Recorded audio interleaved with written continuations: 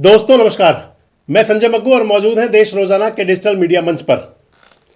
20 नवंबर को चुनाव हुए थे महाराष्ट्र में और झारखंड में।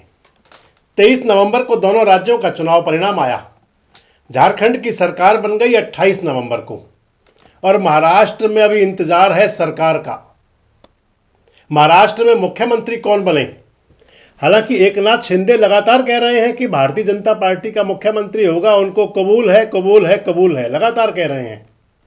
अजीत पवार कह रहे हैं कि मुख्यमंत्री तो भाजपा का होगा, डिप्टी सीएम एनसीपी का होगा और एकनाथ शिंदे साहब की शिवसेना का होगा। यानी कि अजीत पवार की पार्टी का और एकनाथ शिंदे की पार्टी का होगा। एकनाथ शिंदे बीमार होने से लेकर ठीक होने तक दो बात लगातार कह रहे हैं। एक तो वो कह रहे हैं कि मुख्यमंत्री भारतीय जनता पार्टी का होगा और दूसरा फिर साथ साथ ही कह देते हैं कि महाराष्ट्र की जनता उनको मुख्यमंत्री देखना चाहती है। आपको इस सारे घटनाक्रम के जो आज चल रहा है इसके लिए 2.5 साल पीछे भी चलना पड़ेगा।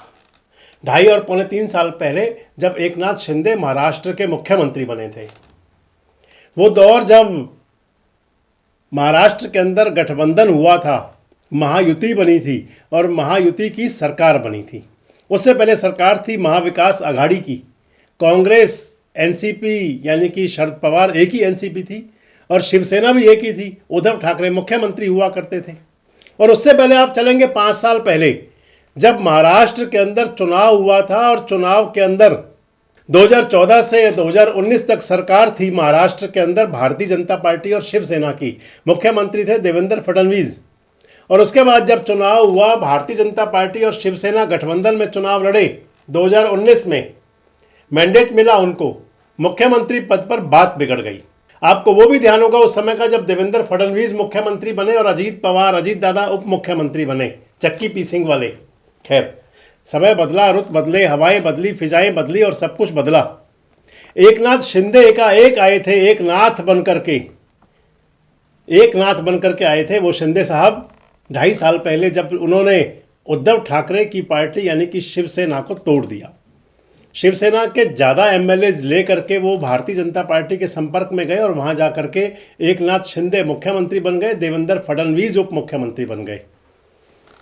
जहर का घूंट पी करके रह गए होंगे देवेंद्र फडणवीस उस समय जरूर। और उसके बाद वो दौर चला जब अजीत पवार भी एनसीपी को तोड़ करके पहुँच गए और अजीत पवार भी बन गए डिप्टी चीफ मिनिस्टर। 2024 का चुनाव हुआ, एक रहेंगे तो सेफ रहेंगे के नारे के साथ। यानी कि जो चुनाव शुरू हुआ था कटेंगे तो बटेंगे से शुरू हुआ और एक रहेंगे और सेफ रहेंगे यहाँ तक चला। एक रहे, सेफ रहे। 230 विधायक मिल गए उनको, महायुति को। और आज स्थिति ये है कि एकनाथ शिंदे जो एक नाथ ही थे, अकेले नाथ थे, यानी कि भारतीय जनता पार्टी में आए थे। आज स्थिति भारतीय जनता पार्टी के लिए अगर कह दूं कुछ ऐसी बन चुकी है, सांप छछूंदर जैसी, कि एकनाथ शिंदे ना उगलते बनते हैं ना निगलते बनते हैं। जो लोकसभा का चुनाव हुआ था 2024 का, आपको वो भी ध्यान होगा कि एकनाथ शिंदे की शिवसेना, अजीत दादा की एनसीपी और भारतीय जनता पार्टी ने मिलकर के चुनाव लड़ा था। लेकिन लोकसभा चुनाव में उन पार्टियों को वो स्थिति नहीं बनी। वो लोगों का जो मैसेज था महाराष्ट्र की जनता का वो ये था कि महाविकास आघाड़ी की तरफ जैसे लोग मुड़ रहे थे। कांग्रेस सबसे बड़ी पार्टी बनकर के उभरी महाराष्ट्र के अंदर। दूसरे नंबर की पार्टी बनी बीजेपी, तीसरे की बनी फिर शिवसेना उद्धव ठाकरे, चौथे की बनी एकनाथ शिंदे, पांचवें के शरद पवार साहब और अजीत दादा की केवल एक ही सीट आई। और अब जो हुआ उसके अंदर जो विधानसभा के चुनाव हुए लगभग 5 महीने बाद, एकदम से मिजाज बदल गया महाराष्ट्र का। और मिजाज ऐसा बदला कि जो महाविकास आघाड़ी, राहुल गांधी और उनके साथ में उद्धव ठाकरे और शरद पवार साहब की बेटी, जिनको लगता था कि अब की बार बल्ले बल्ले हो जाएगी, सरकार बन जाएगी, लेकिन जनता ने विपक्ष के लायक भी नहीं छोड़ा। अब बात आ जाती है जो मैं आपसे कह रहा था कि एकनाथ शिंदे आज वो बन चुके हैं, ना उगलते बन रहे हैं ना निगलते बन रहे हैं। यानी कि सब कुछ मिला, जनता ने इतना कुछ दिया, उसके बावजूद आज 9 दिन तक ना तो कोई मुख्यमंत्री तय हुआ, ना भारतीय जनता पार्टी के विधायक दल की बैठक हुई, ना महायुति का नेता तय हुआ कौन बनेगा मुख्यमंत्री। देवेंद्र फडणवीस चहेते हैं नरेंद्र मोदी जी के भी, अमित शाह के भी, आरएसएस के भी, लेकिन क्या देवेंद्र फडणवीस मुख्यमंत्री बन जाएंगे या कोई नया चेहरा सामने आएगा? ये चलता है भारतीय जनता पार्टी में हमेशा, जितना लेट होता है कोई नया नाम आ जाता है। हरियाणा को छोड़ दें तो उससे पहले आपको ध्यान होगा, राजस्थान का चुनाव हो, मध्य प्रदेश का चुनाव हो और छत्तीसगढ़ का चुनाव हो, तीनों राज्यों में मामा शिवराज देखते रह गए थे मध्य प्रदेश के अंदर और मोहन यादव आगे आ गए थे। 9 दिन बाद बैठक हुई थी, 10 दिन बाद बैठक हुई थी राजस्थान के अंदर। वसुंधरा राजे सिंधिया सोचती रह गई मेरा नंबर लगेगा, लेकिन सामने आ गए पंडित भजनलाल शर्मा। और रमन सिंह की स्थिति भी यही हुई छत्तीसगढ़ में, देखते रह गए रमन सिंह और आ गए वहां पर विष्णुदेव सहाय। बात अब महाराष्ट्र की चल रही है, जो मैं आपको बता रहा हूं कि एकनाथ शिंदे, और सीधा उसी बात पर आपसे चलेंगे कि एकनाथ शिंदे जरूरी भी हैं, मजबूरी भी हैं, और जो मैं कह रहा था कि सांप छछूंदर वाली स्थिति। अगर केवल इस बात महाराष्ट्र के अंदर सरकार बनाने की हो, आपने देखा होगा भारतीय जनता पार्टी के नेता लगातार कह रहे हैं कि एक रहेंगे तो सेफ रहेंगे, एक रहेंगे तो सेफ रहेंगे। विधानसभा चुनाव के परिणाम के बाद में जब प्रधानमंत्री नरेंद्र मोदी भारतीय जनता पार्टी के राष्ट्रीय मुख्यालय में गए थे, वहां भाजपा के कार्यकर्ताओं को संबोधित किया था, तो वहां भी कई बार दोहराया था एक रहेंगे तो सेफ रहेंगे। इस सब के पीछे आखिर है क्या, और क्या खाली महाराष्ट्र के लिए, और एकनाथ शिंदे की भूमिका कौन सी है? मैं आपको बता रहा था कि 2.5 साल पहले एकनाथ शिंदे साहब जब आए थे तो भारतीय जनता पार्टी के लिए एक ही नाथ थे, और उस 2.5 साल के अंदर जब देवेंद्र फडणवीस उप मुख्यमंत्री बने तो उनके पास गृह मंत्रालय था। तमाम ब्यूरोक्रेसी, तमाम अधिकारी, तमाम वहाँ के जो विकास की परियोजनाएं, तमाम जनता से जुड़े मुद्दे, एकनाथ शिंदे एकमात्र बड़ा चेहरा थे उस सब का। एकनाथ शिंदे बड़ा चेहरा बन करके रहे। लोकसभा चुनाव में भी एकनाथ शिंदे की पार्टी का प्रदर्शन बेहतरीन रहा 7 सांसद के साथ। लेकिन अब बात आ जाती है कि आज की स्थिति में क्या हो। एकनाथ शिंदे लगातार सिरदर्दी बढ़ा रहे हैं भारतीय जनता पार्टी की। जो मैं आपको बता रहा था कि कोई मुश्किल नहीं है, 132 विधायक अकेले भारतीय जनता पार्टी के हैं, 144 चाहिए, 6 विधायक इंडिपेंडेंट और अन्य हैं, वो भी भारतीय जनता पार्टी को समर्थन दे चुके हैं, 138 हो गए। अगर चाहिए तो केवल 7 एमएलए। अजीत पवार भी अभी तो साथ में है और एकनाथ शिंदे भी कह रहे हैं, लेकिन अगर दोनों ही चले जाएं तो शरद पवार की पार्टी को उनके जो 10 विधायक हैं उनमें से 7 तोड़ना कोई बहुत मुश्किल काम भी नहीं है। ऑपरेशन लोटस चल सकता है आराम से, उनके विधायक भी आ सकते हैं, और ना भी चले तो भी हो सकता है, कोई तरीके बन सकते हैं। इससे बड़ी बात एक और बताऊं दोस्तों आपको, एक तरीका और भी हो सकता है अगर भारतीय जनता पार्टी को पीछा छुड़ाना हो एकनाथ शिंदे से। लेकिन क्योंकि मैंने कहा कि एकनाथ शिंदे मजबूरी हैं, जरूरी हैं, ना उगलते बन रहे ना निगलते बन रहे। एकनाथ शिंदे की शिवसेना और अजीत पवार की एनसीपी, इनके अंदर लगभग 1.5 दर्जन ऐसे विधायक हैं जो भारतीय जनता पार्टी नेता रहे, जिनको भारतीय जनता पार्टी की तरफ से टिकट दिया गया, लेकिन सिंबल हुआ केवल एकनाथ शिंदे और एनसीपी की पार्टी का, यानी कि उनके पास तीर कमान हुआ या घड़ी हुई।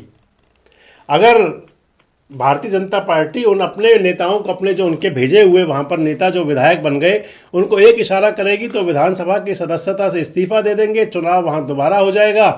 और अगर इस्तीफा दे देंगे तो फिर विधायक कम हो जाएंगे, बड़े आराम से सरकार जो है, बड़े आराम से जो सरकार बन सकती है भारतीय जनता पार्टी की, बड़े आराम से बहुमत साबित हो सकता है, बहुमत सिद्ध भी हो जाएगा। लेकिन मजबूरी इसलिए है कि एकनाथ शिंदे के जो सांसद हैं और प्रधानमंत्री नरेंद्र मोदी के लिए वो जरूरी हैं, क्योंकि संसद के अंदर भारतीय जनता पार्टी के पास पूरी मेजोरिटी नहीं है, गठबंधन की सरकार है। अगर कहीं एकनाथ शिंदे वहां से निकल करके और पहुंच गए इंडिया गठबंधन की तरफ, तो फिर 7-8 सांसद भी कम हो जाएंगे। उस स्थिति में भी जरूरी है कि साथ के रखना और ये संदेश भी देना कि हम not only use and throw, बल्कि हम दूर तक साथ चलते हैं। बिहार का उदाहरण देख सकते हैं कि नीतीश कुमार के कम विधायक होते हुए उनको मुख्यमंत्री बना रखा है, और इसी बात को लेकर के एकनाथ शिंदे शायद चल रहे हैं कि अगर नीतीश कुमार हैं तो फिर वहां क्यों नहीं। इसके बाद चलें तो फिर एकनाथ शिंदे की शिवसेना के राज्यसभा में सदस्य भी हैं, वो भी परेशानी का कारण है। और अगर इस सब से आगे चलें तो फिर अगला जो चुनाव होना है बीएमसी का, मुंबई महानगर परिषद का, जो 2 साल से लगभग ड्यू है, उस चुनाव को भारतीय जनता पार्टी को जीतने के लिए किसी भी कीमत पे एकनाथ शिंदे जरूरी हैं। अगर एकनाथ शिंदे नहीं, शिवसेना का वोटों का बंटवारा नहीं हुआ तो फिर उद्धव दादा वहां पर वोट ले जाएंगे, उद्धव ठाकरे।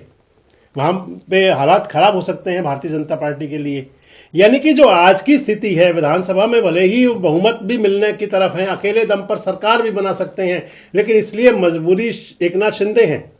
मुंबई महानगर परिषद का चुनाव, संसद के अंदर जो लोकसभा के सदस्य, और इसके बाद एक और महत्वपूर्ण बात कि 2.5 साल के वो सौदे मसौदे, वो सारे एग्रीमेंट, वो कौन सी मल्टीनेशनल कंपनियों को और फिर अडानी अंबानी ग्रुप्स को क्या क्या दिया गया, धारावी में क्या हुआ, ये सारी बातें हैं जो कहीं अगर एकनाथ शिंदे दूर हुए तो फिर वो बातें सामने आनी शुरू होंगी। इस लिहाज से एकनाथ शिंदे के लिए भारतीय जनता पार्टी की स्थिति कुछ आज ऐसी बनी हुई है कि ना उनको उगलते बनते हैं ना निगलते बनते हैं। जब दिल्ली आते हैं एकनाथ शिंदे तो कहते हैं कि मोदी और शाह ने पूरा साथ दिया, जो वो कह देंगे वो होगा। मुंबई के अंदर जाकर सुर बदलते हैं और सतारा में जाकर और बदल जाते हैं। सतारा से निकलते हुए मैंने आपको बताया कई बार उन्होंने कहा है कि महाराष्ट्र की जनता चाहती है उनको मुख्यमंत्री।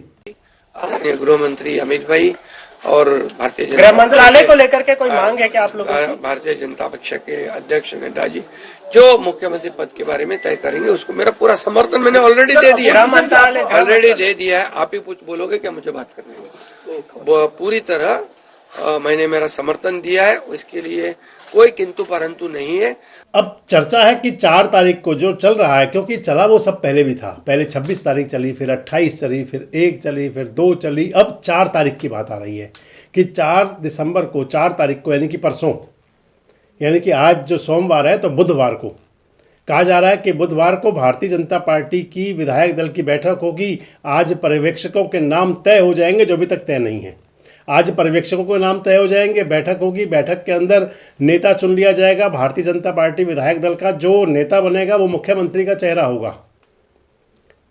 आज दिल्ली आ रहे हैं एकनाथ शिंदे साहब भी और अजीत पवार भी, अलग अलग होंगे शायद। एकनाथ शिंदे ने अपने सारे कार्यक्रम रद्द कर दिए हैं मुंबई के अंदर, महाराष्ट्र के अंदर। मंत्रिमंडल कैसा हो, गृह मंत्रालय किसको मिले, क्योंकि ये बात भी रख चुके हैं एकनाथ शिंदे। जो वहाँ के मलाईदार पावरफुल डिपार्टमेंट है वो चाहते हैं, वो कहते हैं कि जब हमने फडणवीस साहब को बना दिया था डिप्टी चीफ मिनिस्टर और डिप्टी चीफ मिनिस्टर बना करके उनको दिया था गृह मंत्रालय, तो फिर हमें क्यों नहीं दे रहे। ये बहुत सारी इस समय बातें चल रही हैं। इसलिए मैंने आपसे कहा कि इस एकनाथ शिंदे की स्थिति भारतीय जनता पार्टी के लिए कुछ ऐसी बन गई है कि उगलें तो और निगलें तो, साथ रखें तो और साथ छोड़ें तो। वो तो साथ रखना चाहते हैं, अगर एकनाथ शिंदे भाव दिखाएं और साथ छूट जाए तो क्या हो। वैसे आपको क्या लगता है कि क्या, खासकर जो हमारे दर्शक महाराष्ट्र में हमें देखते होंगे, वो बता सकते हैं कि क्या एकनाथ शिंदे वाकई बीजेपी के लिए करो या मरो वाली स्थिति बन चुके हैं? आपको क्या लगता है कि क्या एकनाथ शिंदे भारतीय जनता पार्टी के लिए मजबूरी है या फिर जरूरी? और जो मैंने आपसे कहा था कि स्थिति सांप छछूंदर जैसी, उगले तो अंधे हो, छोड़े और निगले तो जान जाए, क्या ऐसा ही सब कुछ है? आप जरूर बताएं कमेंट बॉक्स के अंदर कि आखिर महाराष्ट्र की राजनीति में क्या चल रहा है और क्या हो सकता है। जुड़े रहें हमारे साथ, देखते रहें देश रोजाना। हमारे साथ जुड़े रहने के लिए सब्सक्राइब करें देश रोजाना के YouTube चैनल को और नई वीडियो की नोटिफिकेशन पाने के लिए बेल आइकन जरूर दबाएं। अगर आप ये वीडियो Facebook या Instagram पर देख रहे हैं तो पेज को लाइक और फॉलो जरूर करें और ज्यादा से ज्यादा शेयर करें।